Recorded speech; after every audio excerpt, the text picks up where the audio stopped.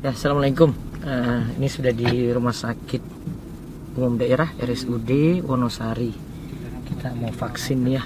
Gak usah takut. Ya, vaksin tuh biasa aja deh. Ya. Doakan ya. Allah barik. Kenapa saya memilih divaksin? Jadi sebenarnya ini inisiatif dari saya karena saya memandang melihat terlalu banyak isu-isu ya tentang masalah vaksin, entah ada yang setelah divaksin kena ini kena itu gitu ya. Saya lewat salah satu pejabat di Pemda Gunung Kidul, saya minta lewat Pak Sukes Herianto yang menemani saya di video saat akan disuntik ya, akan divaksin. Nah, saya lewat beliau, saya bilang supaya saya divaksin segera lah. Saya ingin mengedukasi, memberikan edukasi pada warga masyarakat supaya mereka tidak takut untuk divaksin karena terlalu banyak hoax yang tersebar gitu. Dan yang jelas pertimbangannya karena ini ada maslahat ya, ada maslahat dan ingin memberi contoh sehingga saya ambil inisiatif sehingga dalam beberapa hari saja, kalau tidak salah hari Jumat saya diberitahu lagi nanti hari Senin Ustadz akan divaksin di RSUD Wonosari. Nah, kemudian ditentukan jamnya jam 9 tapi saya milih jam setengah 10 untuk hadir, akhirnya divaksin jam 10 pagi di hari Senin tanggal 8 Maret 2021. Disuntik Mas, disuntik. Siap. Vaksin COVID. Apa Sinovac ya? Iya. Saya sebut tadi vaksin COVID-19 atau Sinovac yang biasanya kita dengar. Ini ada brosurnya saya dapat setelah saya divaksin. Ini brosur dari RSUD Wonosari. Ini ada pengertian imunisasi. Imunisasi itu apa? Jadi imunisasi itu upaya pembentukan kekebalan tubuh. Jadi buat tubuh ini kebal. Sesuatu yang masuk yang nanti akan mengetahui penyakit yang akan datang gitu. Tubuh ini akan membentuk kekebalan saat itu. Nah, vaksinasi sendiri itu adalah prosedur untuk memasukkan vaksin ke dalam tubuh untuk menstimulasi sistem imun tubuh dan akhirnya bisa memproduksi imunitas terhadap suatu penyakit. Jadi kita ingin membentuk ya dengan vaksin itu membentuk imun sehingga nanti kebal dengan penyakit-penyakit yang masuk. Nah, di sini dijelaskan nih ya, ini tujuan vaksin itu satu menurunkan kesakitan dan kematian akibat COVID-19. Kita sudah tahu jutaan, 1 juta lebih ya yang jadi korban. Dan kematian pun juga terus bertambah sampai saat ini. Yang kedua, mencapai kekebalan kelompok, herd immunity. Jadi sama-sama kan kita akan interaksi dengan yang lain. Yang lain satu kelompok ini akan punya herd immunity untuk mencegah dan melindungi kesehatan masyarakatnya. Yang ketiga, melindungi dan memperkuat sistem kesehatan secara menyeluruh.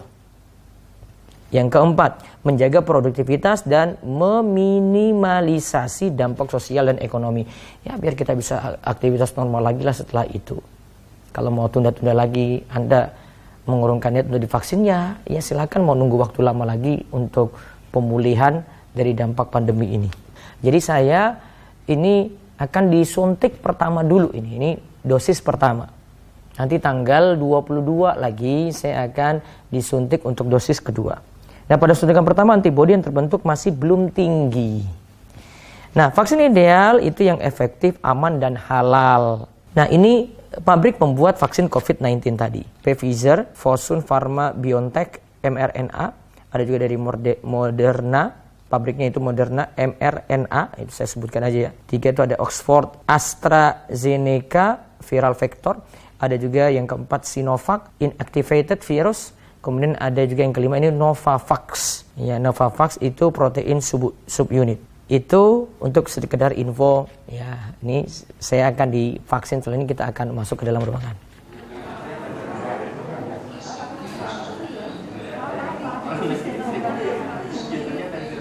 Gimana tuh perasaannya?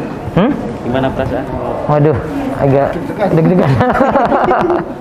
Ya memang agak deg-degan ya. Bukan deg-degannya saya tidak percaya pada vaksin ini, bukan. Karena pertama, ini kan kita sudah isolasi ya selama 1 tahun gitu. Kita jarang keluar-keluar ya.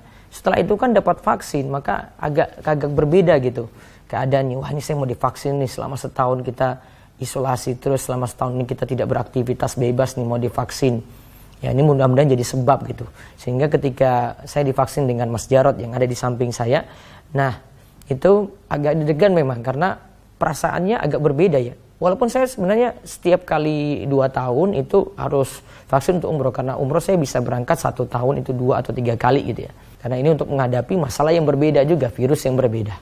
Nah, di suasana ini kan kita nunggu ngantri ya. Jadi saya nanti didata dulu, saya bawa KTP, kemudian nama saya didata di situ. Ternyata sudah ada nama saya sebagai tokoh agama di list yang ada. Ketika itu dibarengkan dengan anggota DPR. Terus didata, diinput data saya, diminta nomor HP. Saya agak grogi ketika jawab nomor HP tadi karena lupa ada beberapa nomor deh. Akhirnya saya jawab dengan tepat ya, dengan saya buka HP terlebih dahulu. Kemudian saya pindah tempat untuk mengukur tensi dan yang lainnya. Mohon maaf, di sini yang layani perempuan semua ya, nggak ada yang laki-laki ya, karena prosedur ya. Jadi saya tetap dilayani seperti itu. Ya kita ambil mudarat yang lebih ringan. Kemudian pindah lagi ke sebelahnya lagi, ditanyakan pernah menderita penyakit apa? Intinya ada satu pertanyaan lagi, pernah menderita COVID-19 enggak? Saya jawab enggak, saya tidak pernah terkena virus ini, alhamdulillah. Nah kemudian setelah itu sudah Bapak nanti silakan pindah ke ruangan untuk divaksin. Nah setelah itu kita masuk ruangan vaksin. Dari antrian ini baru pada hari ini giliran anggota DPR ya, sebelumnya itu ASN ya, ASN Pemda Gunung Kidul yang mereka sudah lebih dahulu. Dan nanti ada skala prioritas di sini. Kelompok prioritas penerima vaksin COVID-19 itu ada yang pertama tenaga medis, para medis, kontrak tracing dan pelayan publik ya. Itu mencakup TNI, Polri dan aparat hukum. Ini yang prioritas pertama. Terus yang kedua nanti masyarakat, ada tokoh agama atau masyarakat di situ, ada perangkat daerah, kecamatan, desa, RT, RW sebagai pelaku ekonomi. Kemudian yang ketiga ada tenaga pendidik, ya yaitu PAUD, TK, SD, SMP, SMA, sederajat dan perguruan tinggi. Kemudian ada yang keempat itu aparatur pemerintah, ada pusat, daerah dan legislatif. Kemudian kelima peserta BPJS, ya penerima bantuan iuran PBI. Ya, kemudian masyarakat yang berusia 18 sampai 59 tahun. Kalau di sini disebutkan kelompok prioritas seperti itu. Namun ada syarat-syarat sini ya, penerima vaksin ini disebutkan syaratnya. Jadi vaksinasi itu tidak diberikan, tadi ada screening, itu nanti tekanan darah lebih dari 140 atau 90 ya, garis miring 90. Terus pernah menderita COVID-19, itu tidak akan diberi. Kemudian sedang hamil atau menyusui tidak diberi.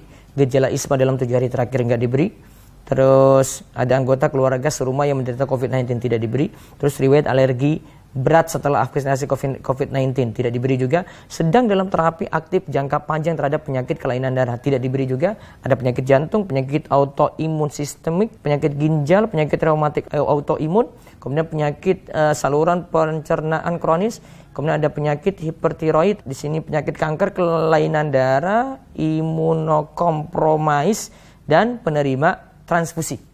Nah, ini semua tidak diberi vaksin.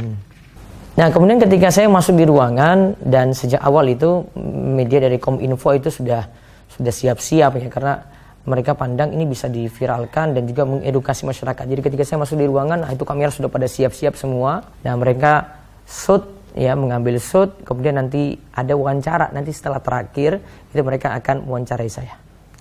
Nah, setelah saya divaksin, disuntik tadi, ya sekali lagi mohon maaf itu dokter perempuan juga karena keadaan darurat ya, tidak ada situ yang melayani yang laki-laki. Kemudian saya pindah tempat. Sebelumnya itu kursinya warna hijau kalau tidak salah, terus saya pindah ke kursi warna biru. Nah, di situ di tempat yang nanti kita dikasih kartu. Setelah itu disuruh nanti 2 minggu lagi untuk vaksin. Kemudian saya disuruh duduk istirahat di situ. Dari istirahat, lihat nanti ada gejala nggak setelah suntik ini selama 30 menit. Jika sudah, kemudian dianggap boleh pulang setelah itu. Alhamdulillah saya hari ini sudah divaksin di RSUD Wonosari dan tidak ada kendala apa-apa. Alhamdulillah sehat dan mudah-mudahan vaksin berikutnya nanti bisa terlaksana lagi. Dan kami sarankan pada terutama jamaah kami dan kaum muslimin serta rakyat Indonesia tidak perlu khawatir untuk vaksin, karena ini demi kemaslahatan kita, kebaikan kita semuanya. Satu orang divaksin itu nanti punya dampak baik juga untuk yang lain demi keselamatan kita semuanya dalam menghadapi pandemi COVID-19 ini. Nah, kalau kita lihat saya setelah disuntik kemudian diwawancarai oleh beberapa media, saya jelaskan sebenarnya ya kita harus naruh percaya pada MUI sudah keluarkan fatwa halalnya. Itu ya, karena kita mau percaya kepada siapa lagi selain majelis ulama yang ada di negeri kita. Kalau kita mau percaya sama berita-berita ini nggak jelas. Tapi kalau kita percaya pada MUI, mereka sudah punya pakar-pakar di situ dan sudah keluar sertifikasi untuk ini dan tidak ada kendala-kendala dalam fatwa mereka untuk putuskan kita halal untuk menggunakan vaksin ini. Jadi saya sarankan kalau ada giliran untuk vaksin selanjutnya, nggak perlu takut, nggak perlu risau dengan berita-berita hoax, berita-berita yang tidak benar. Harus yakin pemerintah telah mendukung kita supaya kita tetap hidup sehat selama masa pandemi. Semoga Allah memberikan keselamatan untuk kita semuanya. Ada yang berkomentar di Instagram saya, itu halal tapi nggak thayyib. Saya bilang ini kalimatnya nggak tepat. MUI sudah katakan halal itu pasti thayyib. Yang bilang ini halal tapi tidak thayyib, why? Kenapa? Alasanmu apa? Dalilmu apa? Punya penelitian ilmiah? Punya paper ilmiah untuk membantah Sinovac tadi? Kalau nggak punya, mending diam. Ya, mending diam dalam hal ini. Artinya nggak usah banyak bicara deh kalau bukan bidangnya. Kalau kita sendiri melihat dari fatwa-fatwa ulama di beberapa tulisan saya, ada hukum asal vaksinasi di sini. Syekh Ibnu Baz bolehkan. Ulama besar Saudi Arabia di masa silam jadi mufti kerajaan Saudi Arabia. Kalau kita lihat kaidah vaksinasi dari prosesnya, taruhlah ada bahan bermasalah, tapi kita lihat dari hasil akhir. Ujung-ujungnya sebenarnya kita kembalikan saja kepada ulama yang ada di negeri masing-masing. Kalau mereka fatwakan halal, kenapa kita masih meragukan? Ayo, sekarang vaksin gak usah khawatir. Ya, yang terakhir nih, ini setelah saya divaksin, mulai orang-orang itu bertanya, Ustadz, rasanya bagaimana? Saya bilang biasa saja, sama seperti saya suntik ketika umroh. Ustadz kena demam kayak gini-gini. Sampai pagi ini saya nggak kena apa-apa, alhamdulillah. Ini sehari setelah divaksin nggak kena apa-apa. Malam dari saya divaksin pagi, malamnya itu saya sepedaan tuh 15 menit. Ya, alhamdulillah nggak dapat gejala apa-apa juga. Sampai pagi sehat. Ya, insya Allah mudah-mudahan doakan terus sehat dan saya bisa vaksin lagi yang kedua kalinya dengan dosis yang kedua. Jangan percaya hoax, 2 jutaan orang itu sudah disuntik, nggak ada gejala-gejala yang berarti, mungkin 1-2 kasus deh. Nah itu perlu ditelusuri lagi. Jangan globalkan 1-2 kasus ini dianggap semuanya vaksin itu masalah. Itu 2 kasus, 3 kasus, 4 kasus, baru beberapa kasus semuanya selamat kan? Ada gejala setelah itu demam, wajar saja. Ya, di sini ada disebutkan efek samping dari ini ya, dari Sinovac. Efek samping umumnya itu nyeri lokasi suntikan. Iya, memang di sini agak nyeri karena wajar habis disuntik. Demam, ya ada yang saya dengar juga demam, ada yang kelelahan. Efek samping serius di sini dituliskan belum ditemukan. Sudah deh, percaya aja, jangan takut ya. Dan insya Allah dengan ini kita jadikan sebab, ini tawakal kita supaya pandemi ini segera berakhir di negeri kita dan kita bisa aktivitas normal lagi.